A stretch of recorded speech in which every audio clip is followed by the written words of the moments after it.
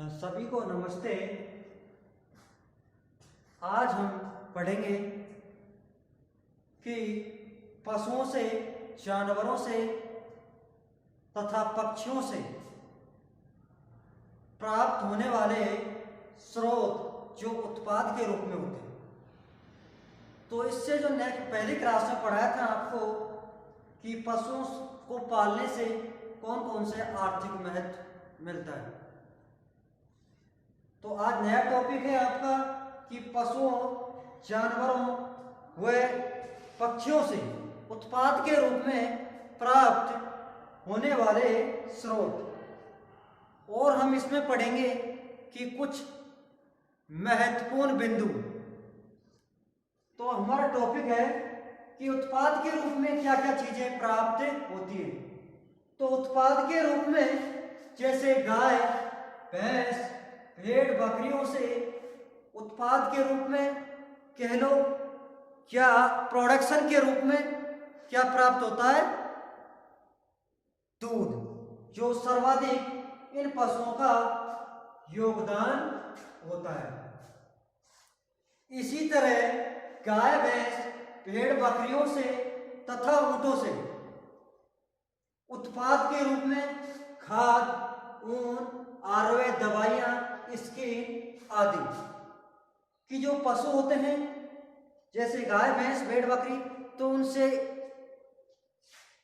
गोबर उत्सर्जन करते हैं, ऊन उत्पादन करते हैं।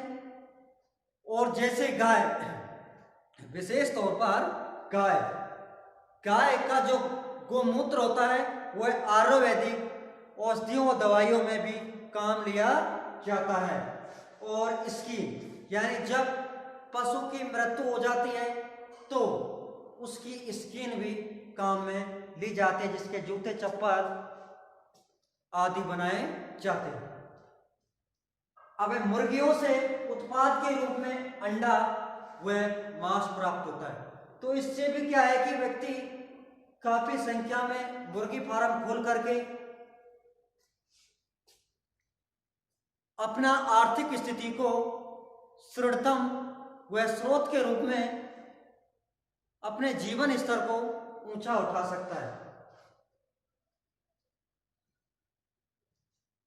अगला पॉइंट है कि गाय, भैंस, भेड़, बकरी, मुर्गियों से ब्लड, बोन्स और मीट आदि का भी एक स्रोत है कि पशुओं से वध करने के बाद जो ब्लड को सुखा करके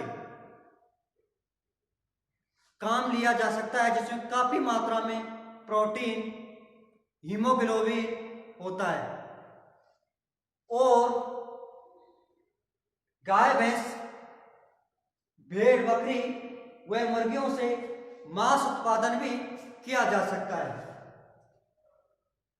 अगला पॉइंट है कि जैसे बैल, घोड़ा या भैंसा, खच्चर,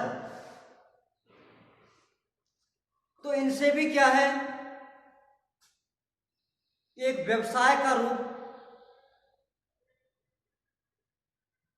ले सकते हैं। जैसे बैल है तो उसको हल्के काम या बोझा ढोने के काम लिया जा सकता है।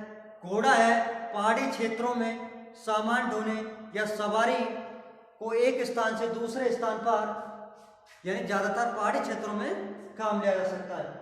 ऊंट है तो ऊंट का भी सवारी के रूप में, जैसे बीएसएफ वगैरह रेगिस्तानी इलाकों में बोझा ढोने व सवारी को एक स्थान से दूसरे स्थान पर ले जाने के काम लेते हैं।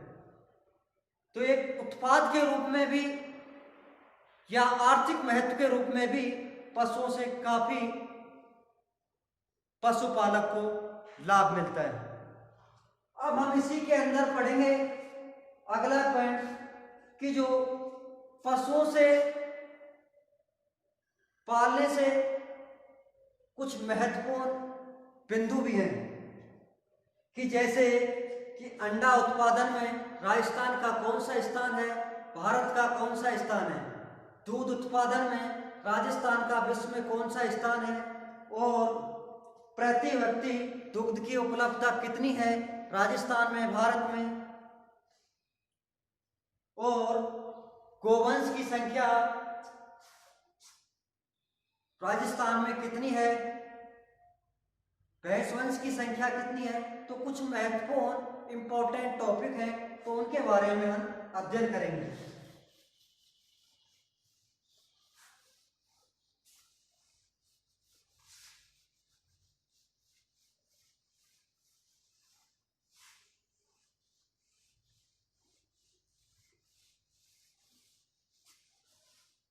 तो टॉपिक डाल सकते हैं कुछ महत्वपूर्ण बिंदु, कुछ महत्वपूर्ण बिंदु।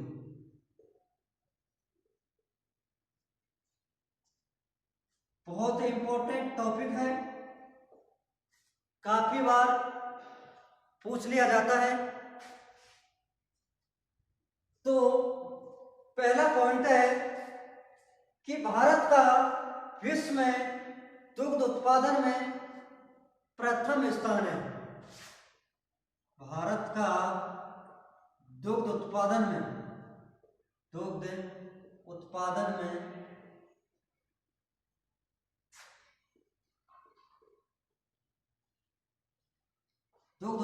में विश्व में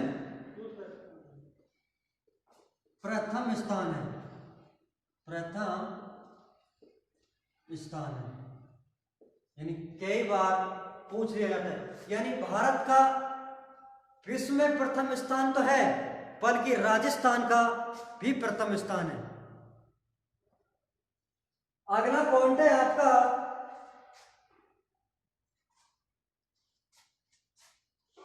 राजस्थान का भारत में प्रथम स्थान है, प्रथम स्थान है। कई बार एग्जाम में पूछ लिया जाता है, या आप डिप्लोमा करने के बाद जो आपका पेपर होता है तो उसमें भी पूछ लिया जाता है।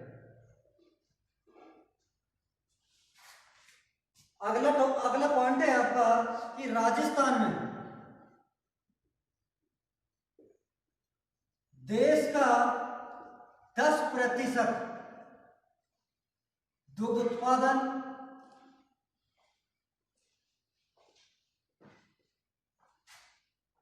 40% ऊन और 10% मांस उत्पादित होता है,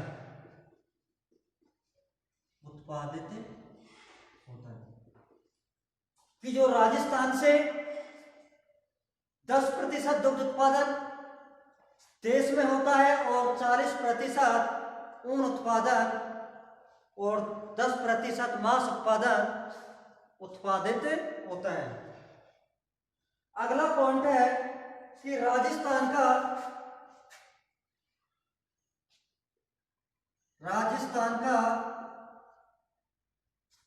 देश में ऊन उत्पादन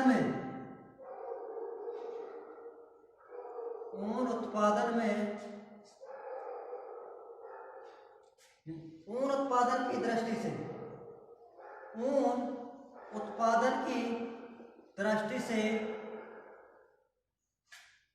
प्रथम स्थान है, प्रथम स्थान है। इसी तरह अगला पॉइंट है कि भारत में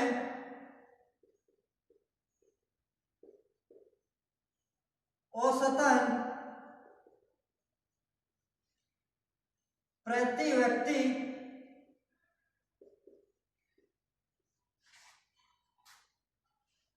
दुग्ध उत्पादकता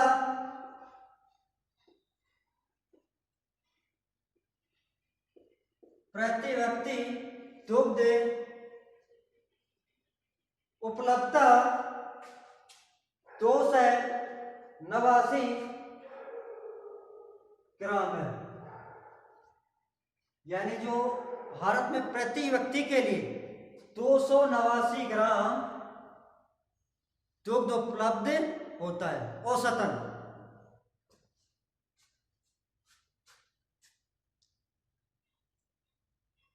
राजस्थान में औसतन प्रति व्यक्ति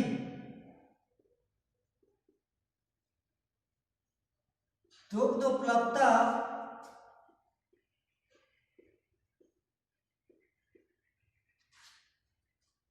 539 ग्राम है, यानी लगभग आपका आधा लीटर एक व्यक्ति के हिस्से में आता है। अगला पॉइंट है आपका राजस्थान में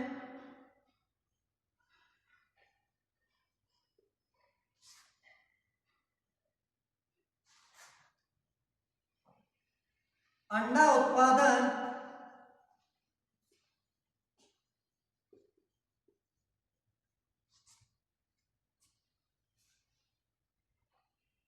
सड़सठ करोड़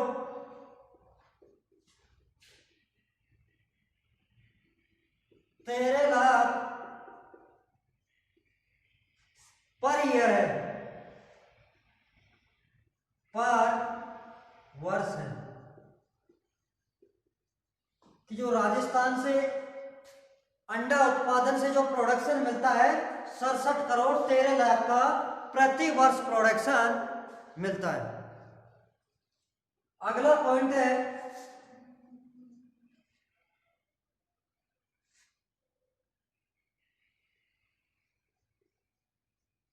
राजस्थान से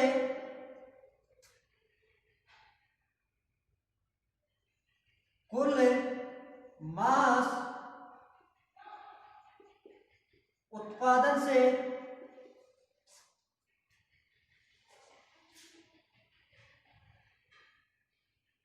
92,000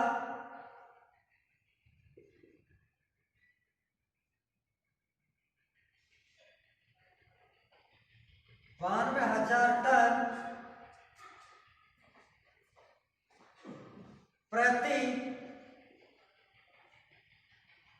वर्ष आय होती है।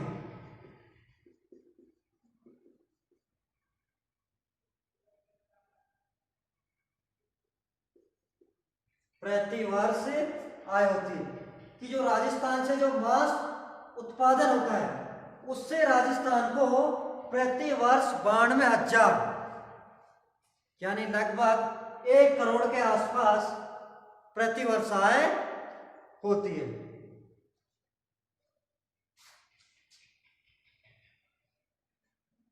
इसी तरह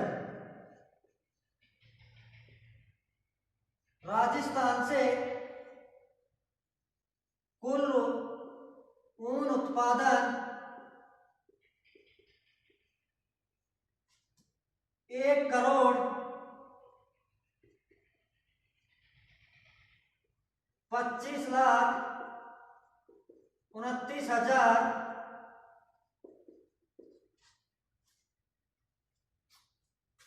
प्रति वर्ष आय होती है। कि राजस्थान से जो ऊन उत्पादन से यानी सर्वाधिक योगदान है भारत में, देश में प्रथम स्थान है राजस्थान का, तो 1 करोड़ 25 लाख 29,000 प्रति वर्ष आय होती है सरकार को। इसी तरह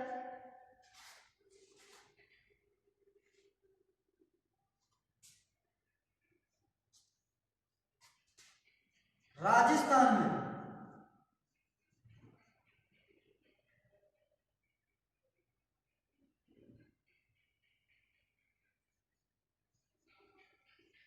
पशुओं को पालने से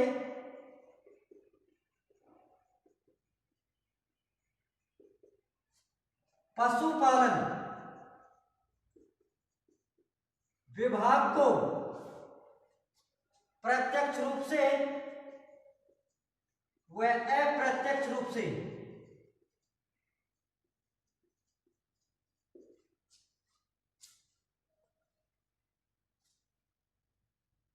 $25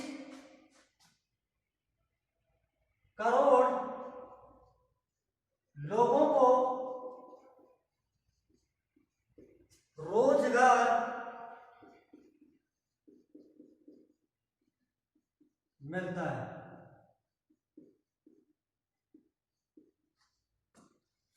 यानी जो पशु पालते हैं राजस्थान में, तो पशुपालन विभाग को जो कर्मचारी होते हैं उनको प्रत्यक्ष व अप्रत्यक्ष रूप से 25 करोड़ लोगों को रोजगार मिलता है। तो ये कुछ महत्वपूर्ण पॉइंट है जिसमें इसमें देखो, जिसमें 70% महिलाएं व 30% पुरुषों का योगदान होता है। यानी सर्वाधिक मात्रा में पशुओं और जानवरों की देखभाल 70% महिलाएं करती हैं और 30% पुरुष करते हैं।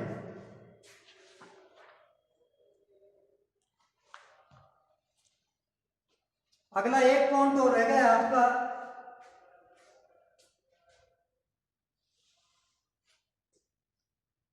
ये जो आपकी ग्राम है यानी औसतन प्रति व्यक्ति यानी 2012 के अनुसार है, पशु गणना 2012 के अनुसार। एक पॉइंट और रह गया आपका इसमें,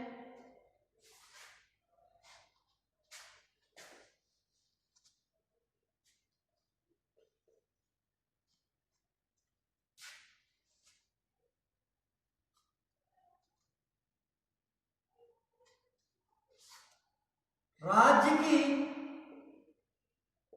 कुल सकल घरेलू उत्पाद में 11% सकल घरेलू उत्पाद लिख सकते हैं जीडीपी, जिसको शॉर्ट में कह सकते हैं जीडीपी, उत्पाद में 11%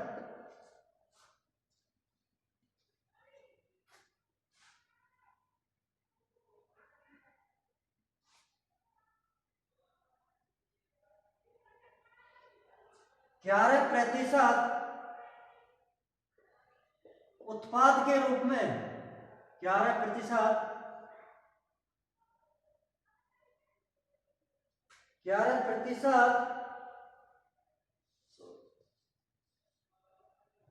उत्पाद के रूप में 11% पशुपालन